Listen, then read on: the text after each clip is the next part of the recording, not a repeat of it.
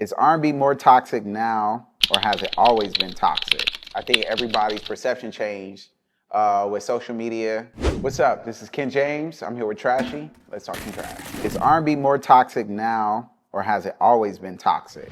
More toxic now. I feel like everybody's trying to be a pimp. I think everybody's perception changed with social media. You know, it can be a gift and a curse.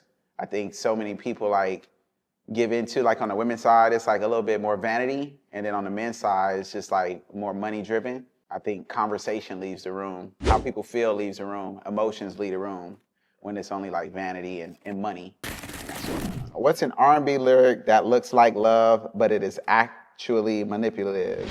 It's Prince, Purple Rain. I never meant to cause you any pleasure. I only wanted to cause you pleasure, never wanted to cause you pain. That can be manipulative. That's love, you know? I think like love is definitely a word, it's definitely a feeling, but the older I get, it's like more duty. And I feel like, you know, the feelings that come behind that could be used, whether we know it or not, to be manipulative, especially in music, you know, because lyrics, you know, I make money off of words, you know, so you gotta be careful what you say to somebody, because it can either pull them in or it can push them away. Okay, what's a quote that you live by? Oh, that's easy. It's easy to cry, it's harder to change. A lot of people always try to find a way around change, because it's easy to complain about something, but everybody can complain about something. It's the people that pick themselves up every day and decide I'm not gonna be how I was yesterday. I'm gonna do a little bit more to be different. And so that's what I live by. The days that I don't want to go work out, or the days I don't want to wake up early, those are the days that I need to get in the studio. Those are the days I need to get in the gym. When I'm feeling like everything is against me, that's the time that I need to see who I'm made of. What is the difference between talking and dating? Talking is I'm having sex with somebody else, but I'm not talking to you about it. Dating is I might tell you if I'm having sex with somebody else, but I still like you. What's something you do in relationships that most men would never admit? I'm still getting used to telling the whole truth. So I'll omit. Not telling the whole truth is lying. But the older I'm getting, the more you just tell the truth, especially if a woman give you an in, just take it. When at the end of the day, they're gonna find out, so you're gonna get in trouble anyway. I will omit parts of the story. I'm not lying. What's something you used to want bad until you had it? A bunch of money. Let's say my $100 weed problem became a $5,000 weed problem. What's a compliment you heard once and didn't know how to feel about it?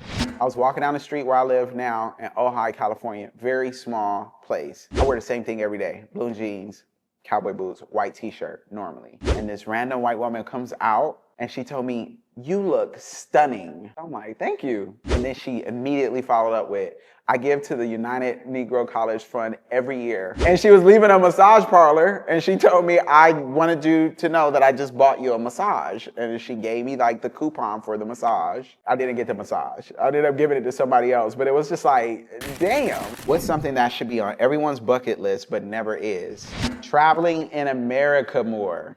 Tulum is okay. Tokyo, beautiful. That was a life-changing experience when I went there. But I recently went to this national park in Utah. I just couldn't believe what I was seeing. It's worthwhile and it's cheap, bro. New Orleans is my favorite place.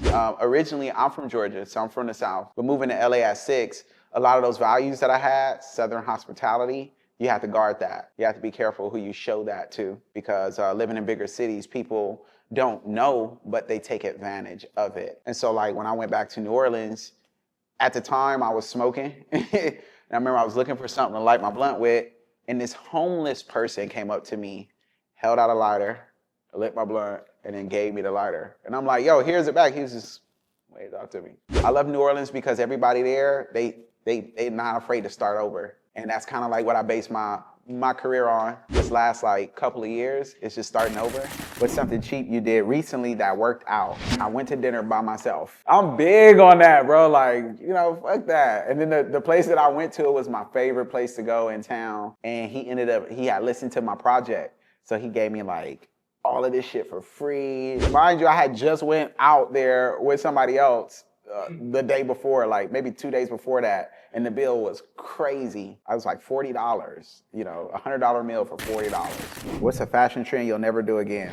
Super skinny jeans and bands with the V-neck white tee. I fedora or some shit on. Like, chill. Everybody was wearing them in 2010, 2012. What are you talking about? What's the most you'll spend on the first date? Now, the first date is where you can get me because I like nice things. And so I want to see if somebody else likes nice things. I'm more of a fan of like letting the girl decide the first date. That way I can see where they at. Now, okay, we can go there, but this is probably the last time we're gonna go there, you know? We're gonna go where? We going to Boa Steakhouse. Okay, I'll get some mashed potatoes. You know, you can get whatever you want.